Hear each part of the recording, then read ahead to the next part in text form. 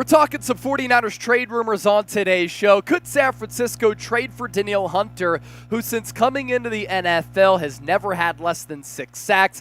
It makes sense from a need standpoint because I do believe that Nick Bosa needs some help.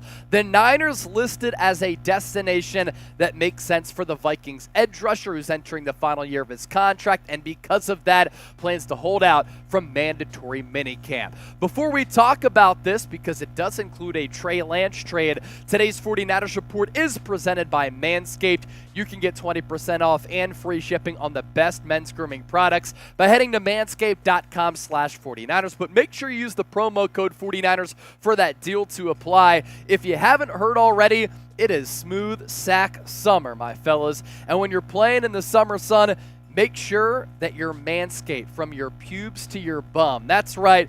This is the summer to keep your balls cool while still looking hot with Manscaped. The leaders in below-the-waist grooming are making sure we all have a ball this summer. You see what I'm saying? By giving our pants partners everything they need to stay fresh.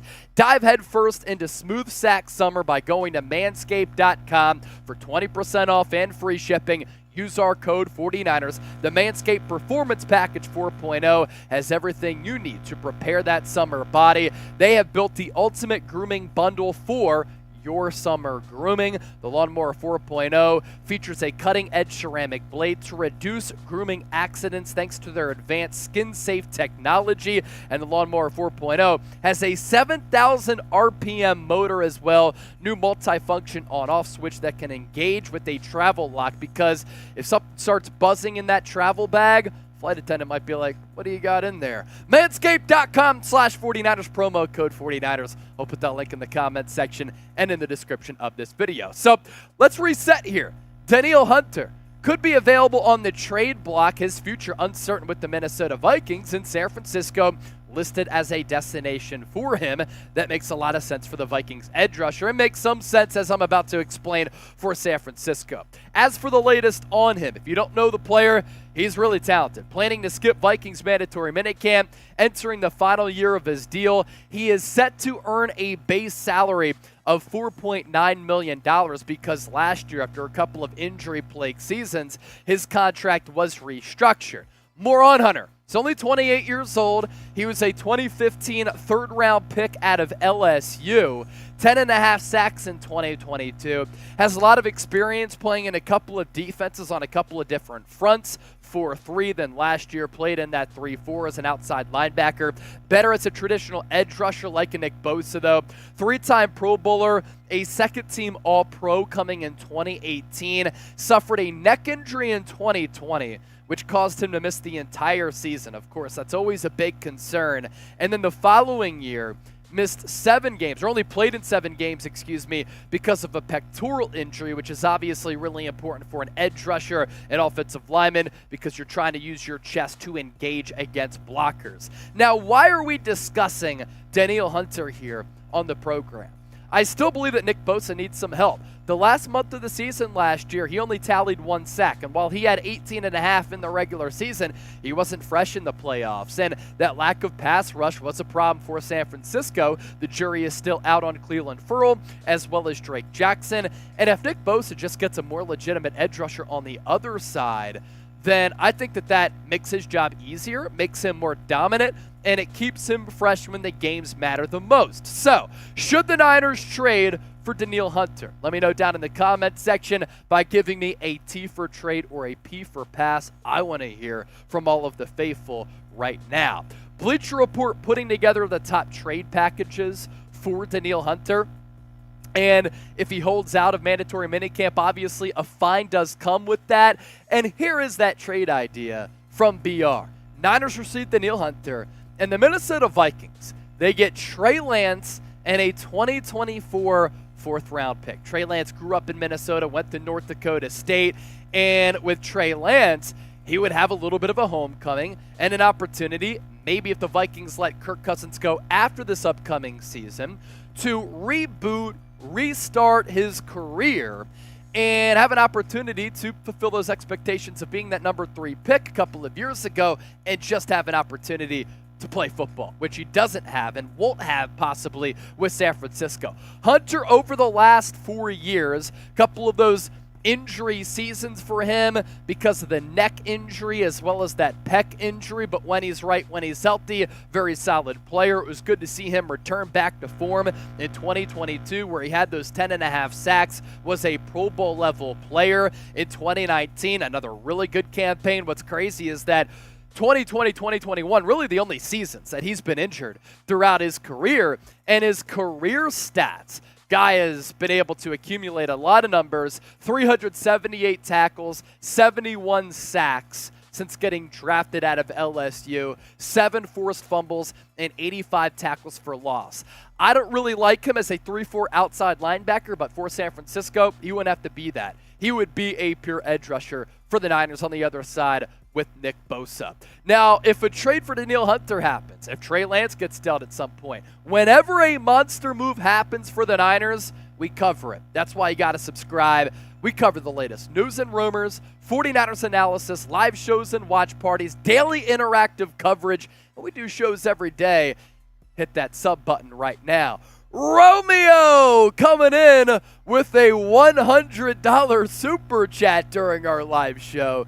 Donations like this make me realize that I have one of the best jobs in all of media. Romeo, what up, Niner gang? Why are the Vikings letting some really good guys go? This guy seems to have too much talent for them to drop. It doesn't make sense as they should be taking the season. Gotta go. Y'all have a great show. Romeo, we appreciate that. Vikings entering this phase in which they might rebuild a little bit. But speaking of Romeo's question, and Romeo will react more to that in our live show, let's get back to Danielle Hunter because Romeo asked, why are the Vikings giving up some of these quality players? Dalvin Cook, Danielle Hunter, they've reshuffled that roster. They let go of Kendricks as well, who's a really solid linebacker.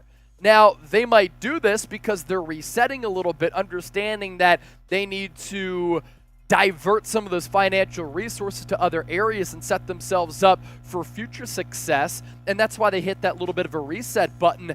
And maybe that's why they'd be interested in a Trey Lance, because they want to move on from Kirk Cousins, who's in the final year of his contract, because he hasn't moved the needle all that much as far as playoff level success goes. Now, why would the Niners trade Trey Lance? Kirk Cousins in the final year of his deal. And if the Niners aren't going to play Lance this year, could they just decide to stock up on their pass rush? Think about it. Trey Lance might not have an impact on this team in 2023. So edge rusher might become more paramount and more important than a backup quarterback in Lance in the future development of him when you're competing in the Super Bowl championship window.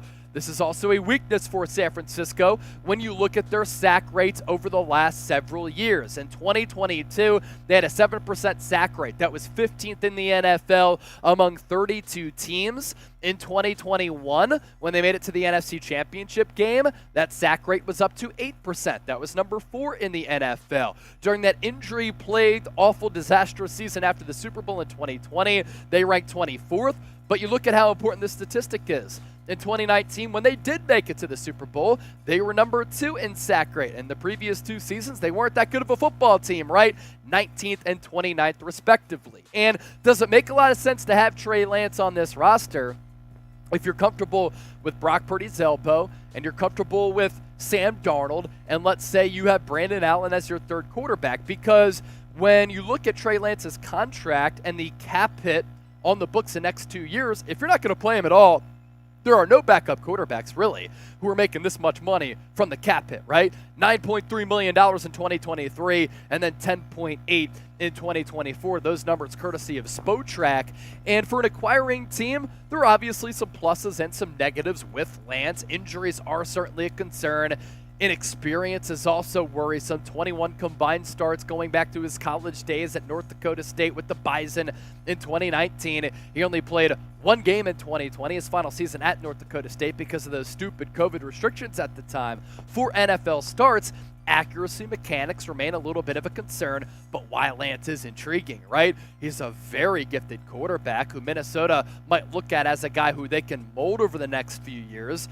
He just turned 23 years old, untapped potential and ability. How would he rank in the 2023 draft class? Like C.J. Stroud's off to a good start. I'm high on Bryce Young. I thought he should have been the #1 pick. Would Lance have gone third among those quarterbacks? Potentially. And he does have arm strength, mobility, and very good character, the latter of which important for a franchise quarterback. And does Kevin O'Connell believe that he can turn Trey Lance into a franchise quarterback? And if that's the case, he's a backup this year. They let Kirk Cousins walk, and then he becomes the eventual starter. So here's that trade once again from Bleacher Report here. Niners received Danielle Hunter. Vikings received Trey Lance and a 2024 fourth-round pick. Who wins this trade? Let me know down in the comments section here by typing SF or MIN. And if you want to interact with me on Twitter and Instagram, I've heard from so many of you over the last few days. You can find me there at Chase_Senior. And I have to give a shout out here to a guy who reached out to me the other day, Brian Smith, Big Love 74, for reaching out to me on Instagram. I appreciate you, my guy. Thanks for hitting me up on IG, and I hope more people be like him and y'all slide in my DMs to say what's up as well.